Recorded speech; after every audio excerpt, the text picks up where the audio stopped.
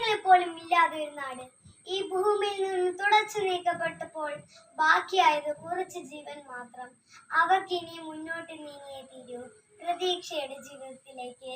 മാന്യ സദസ്സിന് നമസ്കാരം. എന്റെ ഈ മോണോ ആക്ടിലൂടെ ഒരു കൊച്ചു കുടുംബത്തിലെ സന്ധ്യാസമയത്തിലേക്ക് കയറി ചെല്ലാം. അമ്മേ, മുത്തശ്ശി ഉറങ്ങിയോ? ആ മോളെ, മുത്തശ്ശി ഉറങ്ങി.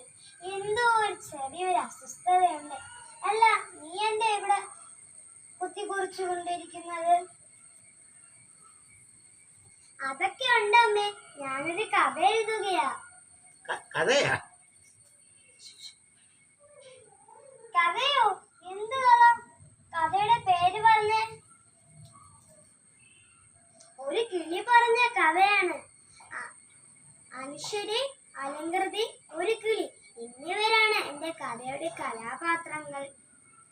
അനശ്വരി അലങ്കൃതി വെള്ളച്ചാട്ടത്തിന്റെ മനോഹാരിത ആസ്വദിക്കുമ്പോൾ ഒരു കിളി പാറി വരികയാണ്.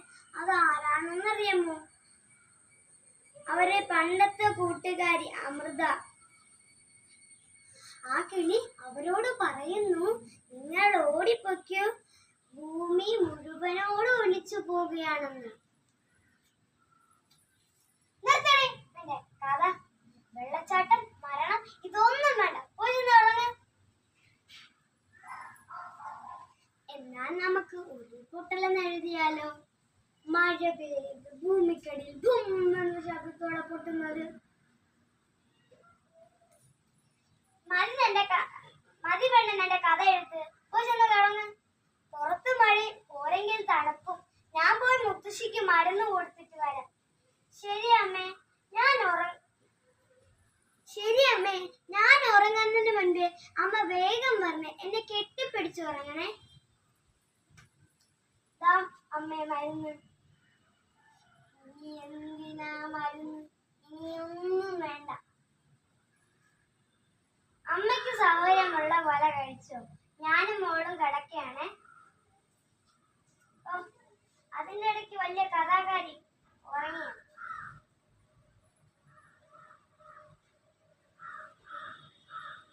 മോളെ, അതെന്താ?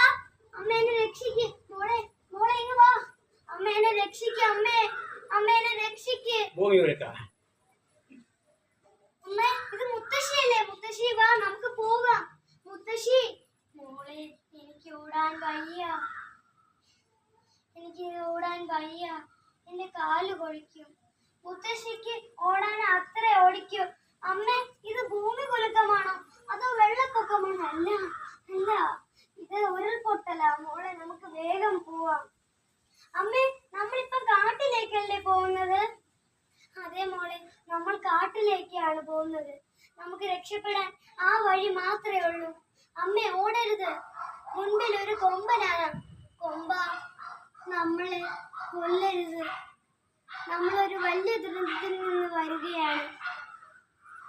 അമ്മേ, കൊമ്പൻ കരയുന്നുണ്ടെന്ന് തോന്നുന്നു. അതെ മോളെ, കൊമ്പൻ നമ്മളെ അവസ്ഥ മനസ്സിലാക്കി. അമ്മേ, എന്റെ കാല് കുഴയ്ക്കുന്നു. എനിക്കിനി ഓടാൻ വയ്യ. ഞാൻ മഴ നനച്ചിട്ടെങ്കിലും ഞാൻ ആ കൊമ്പന്റെ ചോട്ടിലൊന്ന് കിടന്നോട്ടെ. അമ്മേ, മുത്തശ്ശിയും വാ.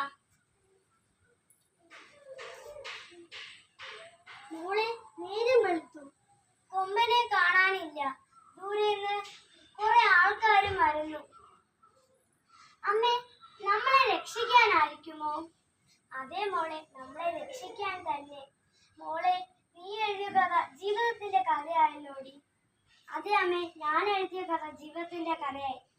എന്നാൽ നമ്മൾ ഇന്ന് കാണുന്നത് അതിജീവനത്തിന്റെ നാളുകൾ, നാളത്തെ താളുകളിൽ എഴുതപ്പെടേണ്ടതായ ചരിത്രമാണ്. കരുറുപ്പുള്ള കേരളം നമ്മൾ ഒറ്റക്കെട്ടായി നേരിടും.